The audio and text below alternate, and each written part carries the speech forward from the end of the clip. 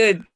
Okay, I want to speak about why I believe that the understanding that nature has rights to exist and that these rights can be a part of our legal system, of our laws.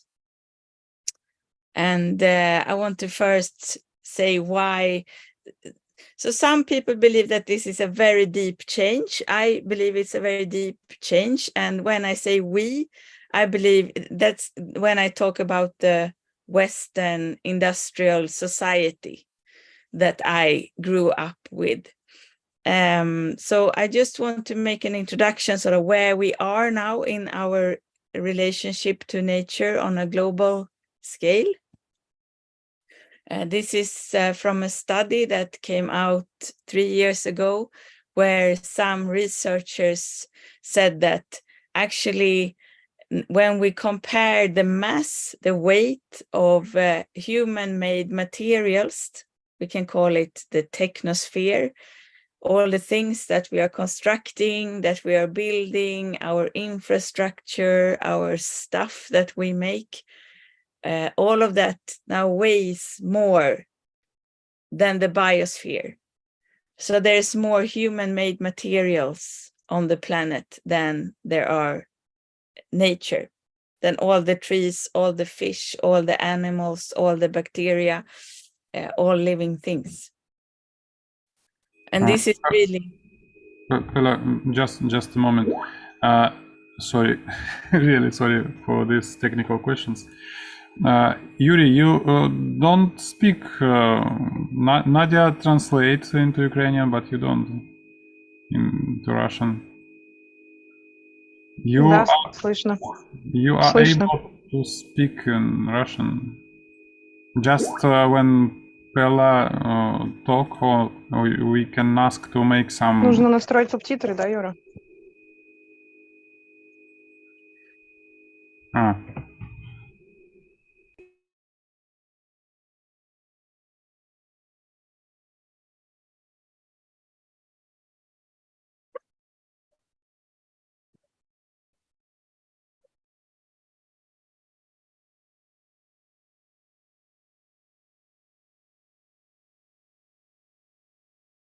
На самом деле достаточно хорошие субтитры. Ну, субтитры.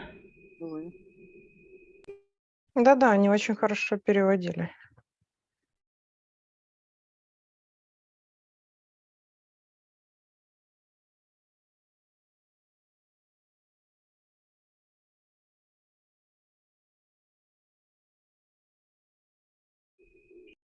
У вас субтитры должны называться closed captions. Closed captions. CC. It's just near interpretation. The option just above interpretation. And in CC you can choose translate to Russian and speaking language English. Oh, no. Speaking English also Russian. You will speak Russian. Yes. Caption language is should be also Russian. And also please choose. There is an option show original and translation.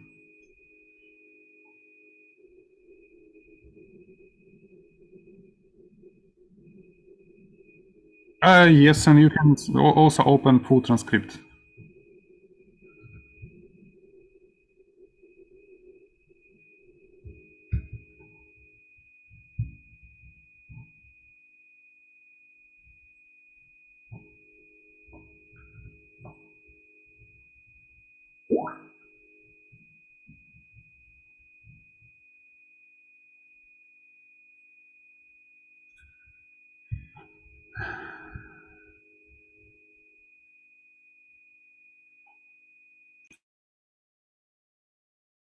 Да, мы вас слышим. We hear you.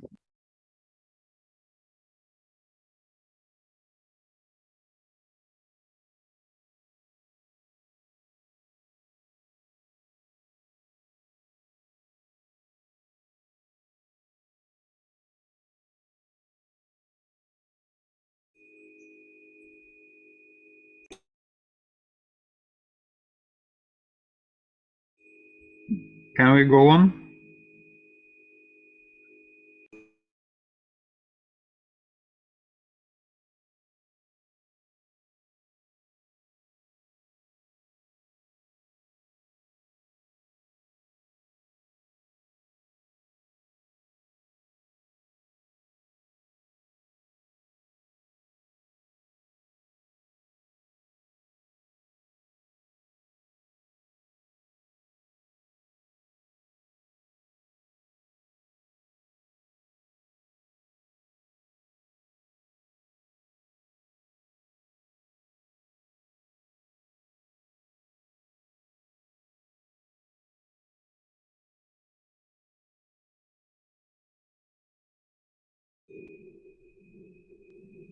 Да, Да. очень хорошо слышно.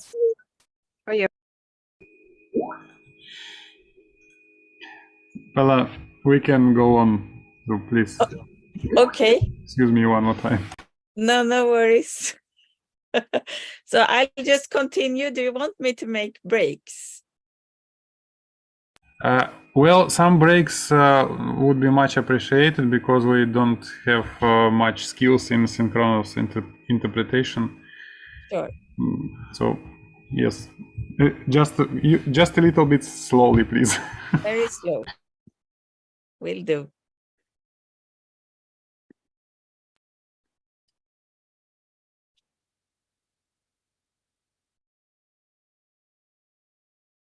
Yeah. So as you are probably aware, as a global society, we have put ourselves in a situation where we sort of grow our human enterprise, we grow the global economy, but we are still on a planet that has boundaries.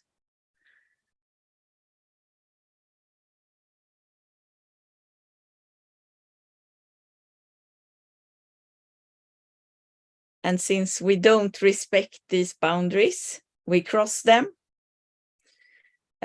So just a couple of weeks ago, this study about the planetary boundaries came out from the Stockholm Resilience Center, showing that the 9 areas that they are identifying as really crucial for having a safe space for humanity, of the 9, 6 of them are now crossed on a global scale.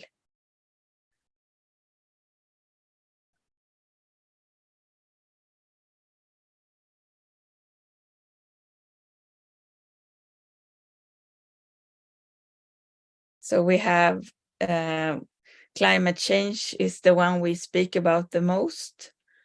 And there is also novel entities, which is about pollution and chemicals. And we have biosphere integrity. And this one is actually the one that I want to talk about most, because biosphere integrity, that's scientific language for life on Earth. That's nature. So we are in a mass extinction of life on the planet.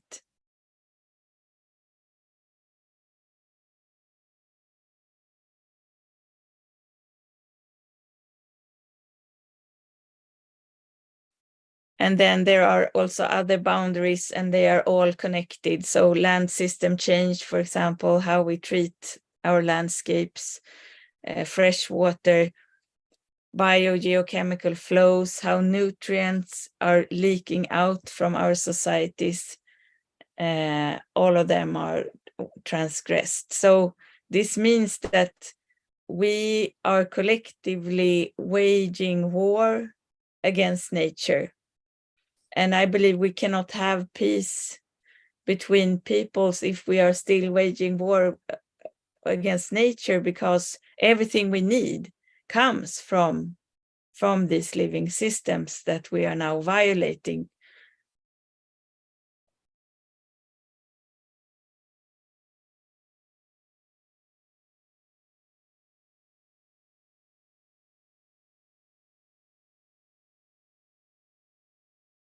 So why is this? Why do we do this? Why do we have so much science and so much knowledge about what's happening, but it still continues and accelerating?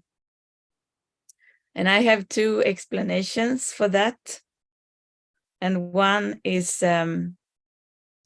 sort of in the realm of ideas, how we think about the world. And in our society, we think about the world like this, like a hierarchy where humans are at the top. And I call that the anthropocentric assumption that humans are at the center of the world and the rest of the world is just here for us to use.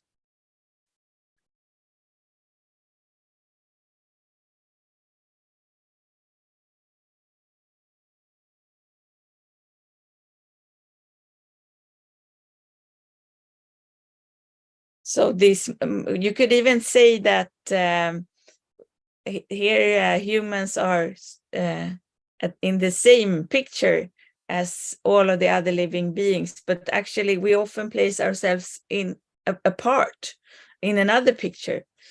And this hierarchy in this picture is from Aristotle, the great Greek philosopher.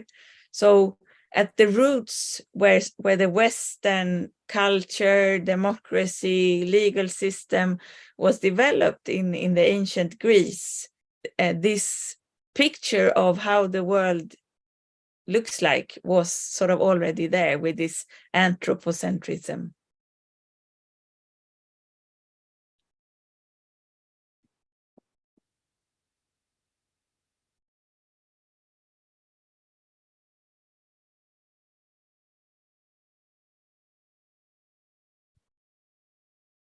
And since then, the forces, the voices that legitimize our culture, that tell us what is right, what is wrong, what is true.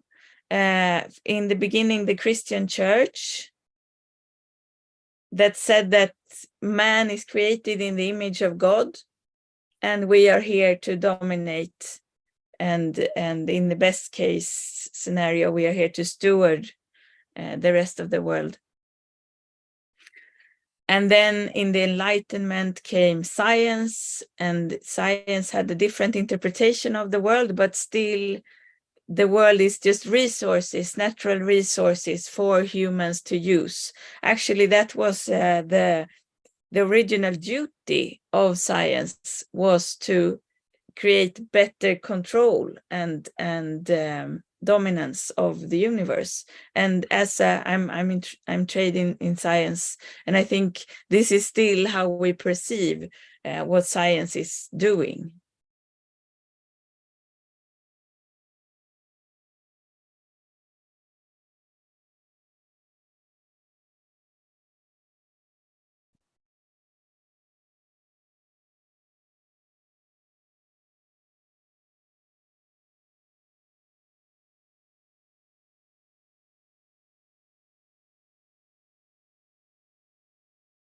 So with this assumption of the world, we are going to use the nature to build what we believe is good for humans. That's what we are going to do.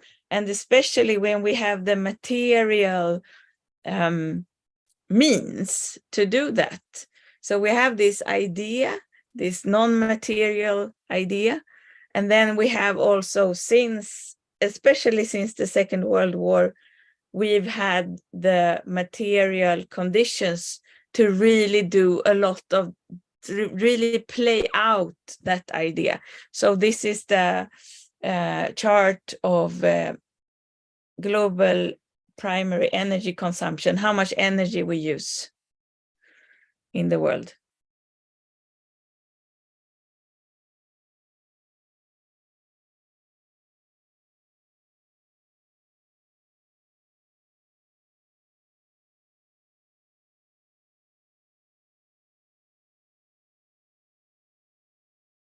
And you may note that about 80% of the energy currently used is from fossil fuels. So with this amount of energy, we have been able to make a lot of impact on the systems, on the ecosystems.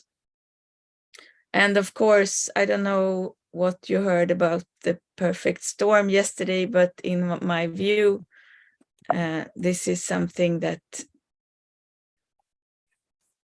my generation is taking for granted, but actually there is nothing granted at all about this, because we are now at a stage where we are at peak everything. We will not be able to continue to grow our energy consumption year by year anymore, because the fossil energy reserves are limited.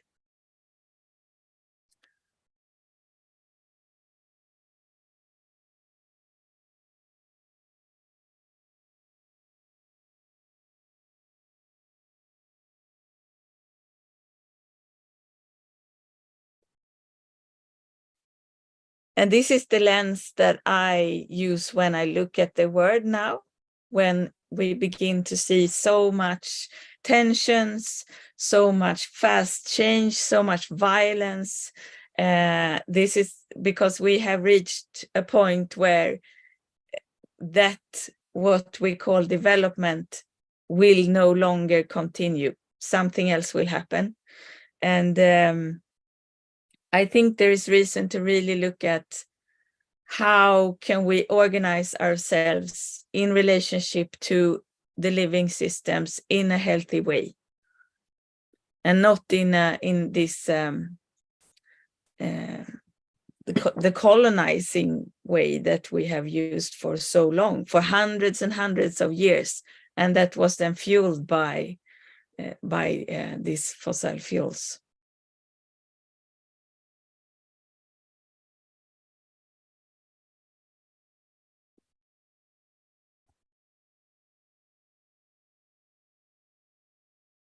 I think this picture is quite telling, actually, for where we are now as a global society. You know, when a whale, like the largest creature on Earth, when it dies, it slowly sinks to the bottom of the sea, and the bottom of the sea is a place where nutrients are very, very scarce.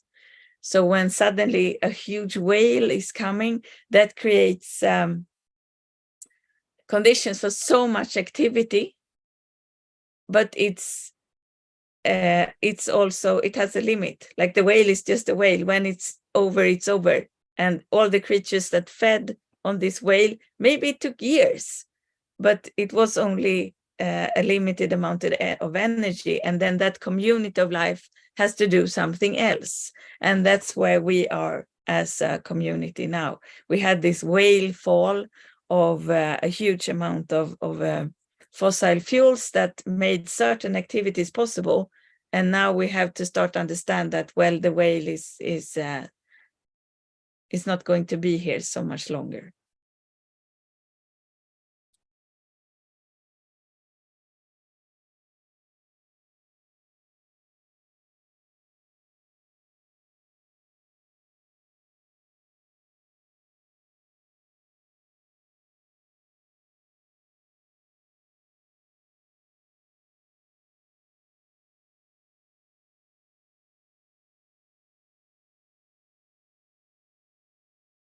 And then what will we do?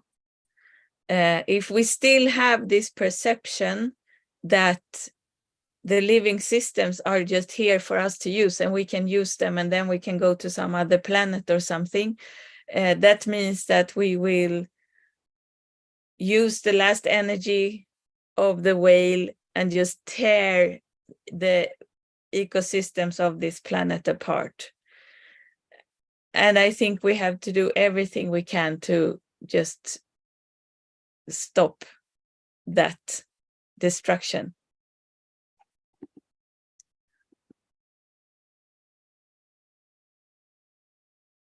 And to do that, I believe we have to really shift the cultural assumptions that we have, not as individuals, because we as individuals, we know that I think we know that, you know, that the living world is sacred, it's alive, it's something that we love and that we want to honor, and we know that we are a part of it. But we have to understand that the systems we are living in, our society, our laws, our economy, these institutions view nature as just a thing, just an object, just a resource for us to use.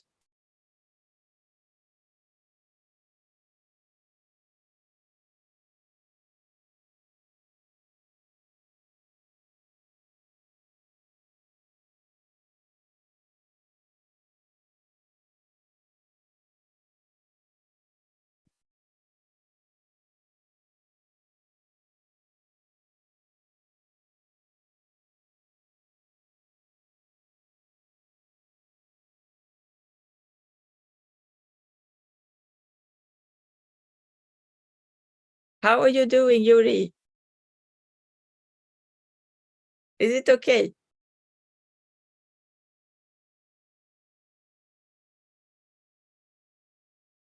Нет, Юра, она вас не слышит, конечно. Вам нужно включить...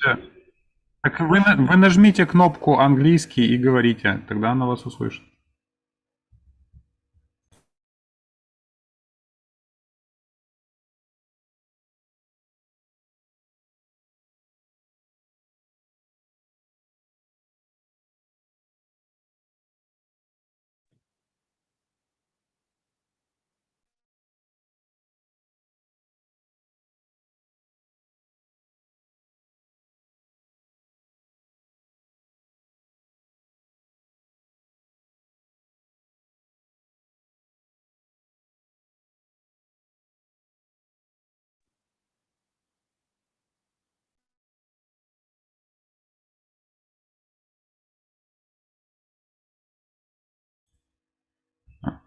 Pella, have you Нет, selected... не слышно. Была пауза в вашем звучании, Юрий.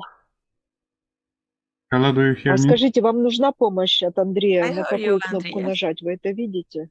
That's strange that you don't hear Yuri. I hear him normally.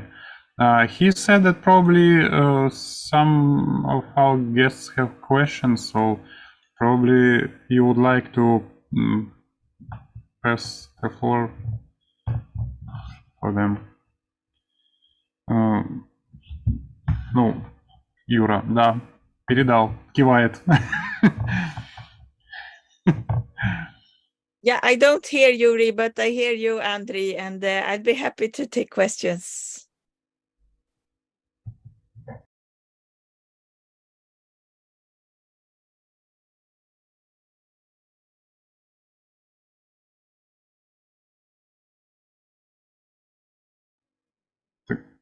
Так что...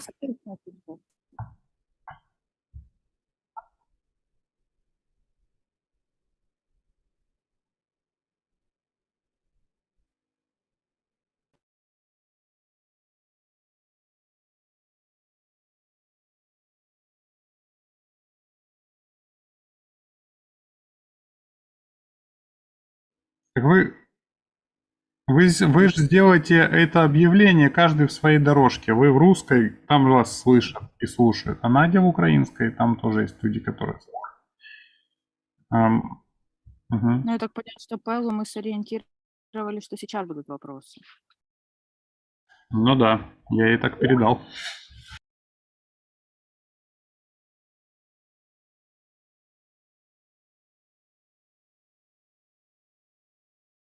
Or maybe we just continue and we can have questions later. I'm now moving into sort of what are we doing with this state of affairs.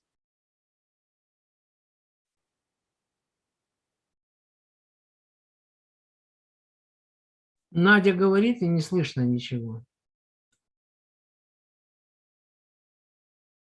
Так Надя переводит на украинский. А Пелла хотела продолжить.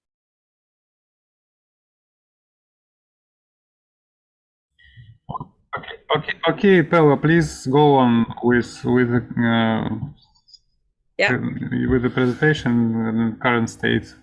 Yes. of affairs, please. Yes. Okay. So when we are going forward in this perfect storm, we have to realize as a society and build institutions on the fact that nature is not a collection of objects, but a communion of subjects, as the Catholic priest Thomas Berry has stated, and that we are a part of this communion, of this living community.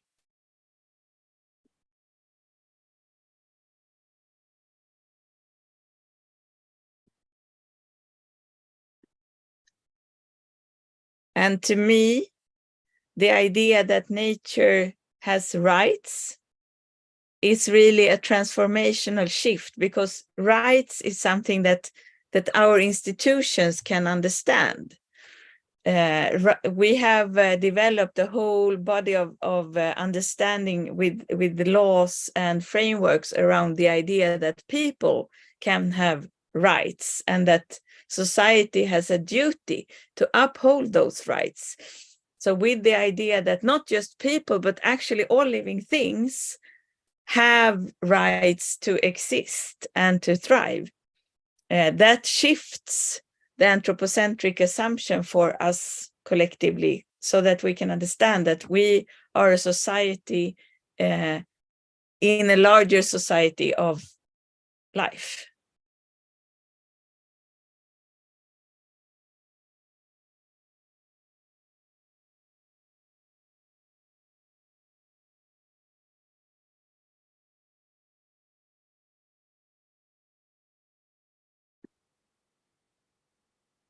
And that those rights can be upheld in law. So one of the first people who expressed this idea was already 50 years ago, an American professor in law, Christopher Stone. He wrote this article, "Should Trees Have Standing?" which is a wordplay of trees as the standing beings, and to have standing in court, that you can have your interests represented in human legal systems.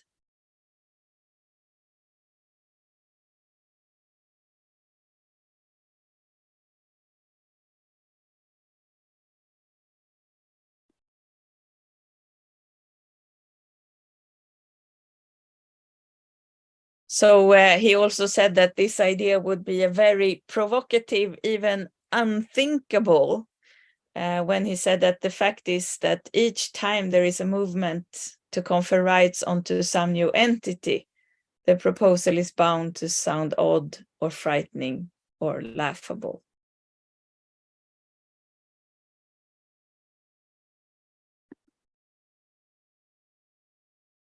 But it took many years, actually, until the idea of rights of nature in law really started to take off. One of the first decisions is also still one of the most powerful, and that's from Ecuador, who enshrined rights of nature into their constitution in 2008.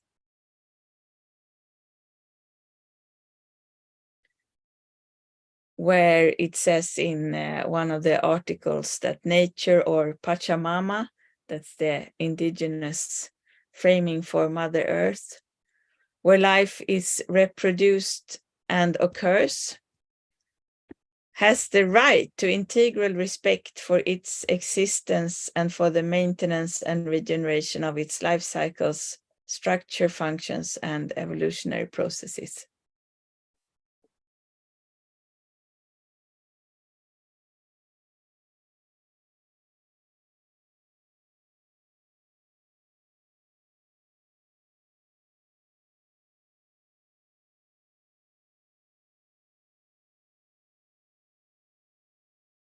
So in Ecuador, in their law, nature as a whole has rights. And there's another movement where certain ecosystems has been acknowledged as legal persons with rights. So One of the first was in New Zealand, where a mountain, a forest, and a river, one of the biggest rivers, Whanganui, has been acknowledged as a legal person with the right to life, health, and development.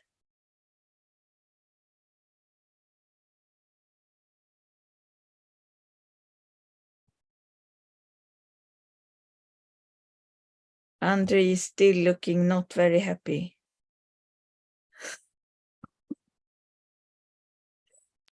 I'm trying to sort out why Tatiana, one of our guests, don't have Russian interpretation. Everyone else seem to have. Okay. So. Yeah, thank you so much. My technical pain. Making everything understandable for everyone. So you will note that both New Zealand and Ecuador are countries with strong indigenous populations. So the indigenous tribe around this river, Whanganui, they have the saying, Ko'au ta'awa, ko ta'awa ko'au, which means, I am the river is me.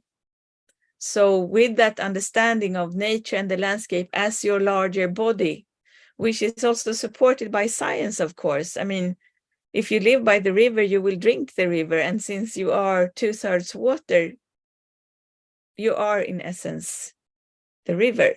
So the health of the ecosystem is also your health.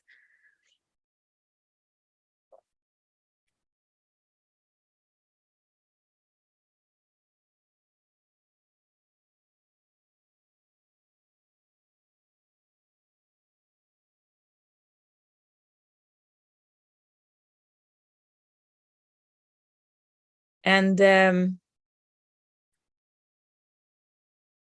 this, I think, rights of nature is such a beautiful bridge between that indigenous understanding that we are a part of nature and the Western legal systems. So the rights of nature can make that understanding, it can be a translator of that understanding into the institutions that we build our societies on.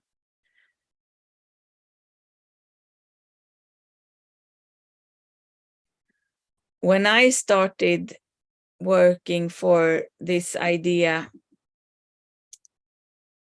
of rights of nature, it's about 10 years ago, and I thought, wow, this is really, I can work with this my whole life and I will not see it going forward because it's so strange to where the sustainability discussion is at the moment. But actually it has exploded. It just keeps on growing. It will not go away.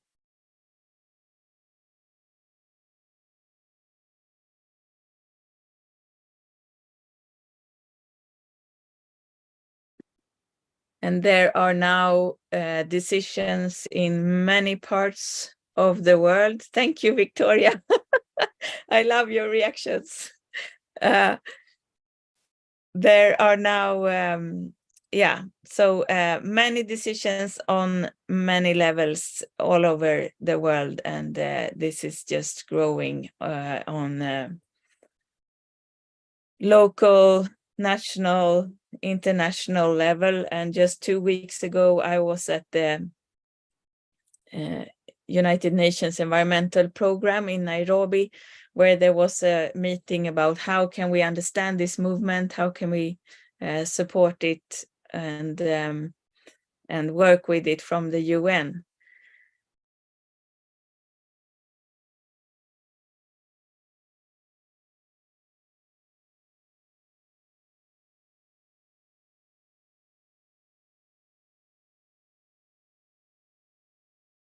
And I just want to also end by mentioning, since many of you are from Ukraine, and I know that the horrible war that it's happening is also an ecocide. and the war is also it means that the institution, the International Criminal Court, is suddenly an institution that's being talked about. And I'm also involved in having ecocide, mass damage and destruction of nature as a fifth crime against peace. So the International Criminal Court in The Hague is actually the only institution dealing with criminal law on an international scale, where individuals can be taken into account for what they are doing. And there are now 4 crimes possible to handle there, and that's war crimes, the crime of aggression, crimes against humanity, and the crime of genocide. And what we are working on is to have a 5th crime, which is the crime of ecocide.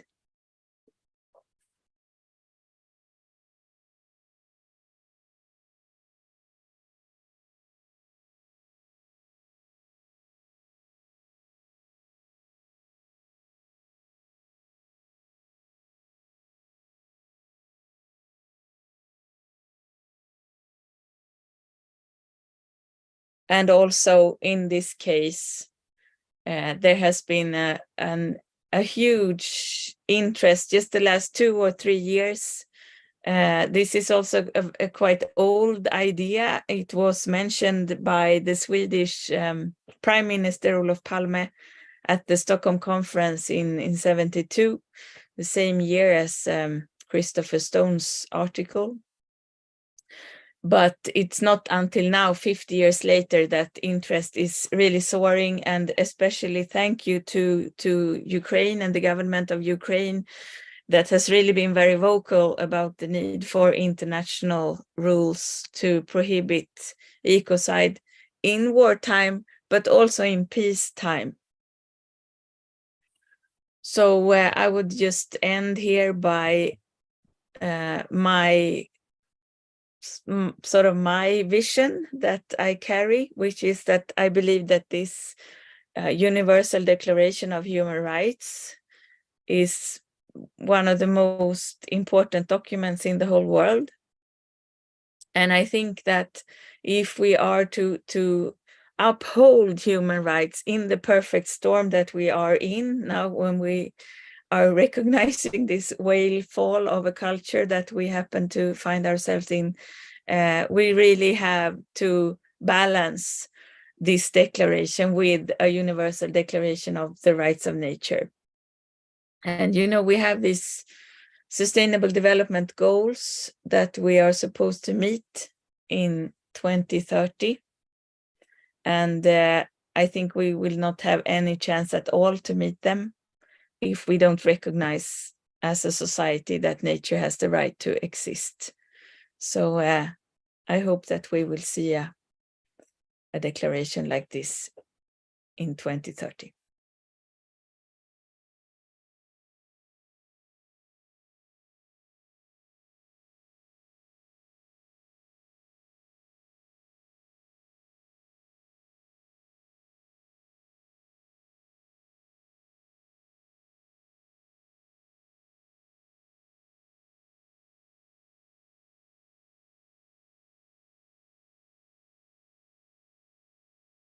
So thank you so much for listening and translating and making everything understandable. I hope it was useful.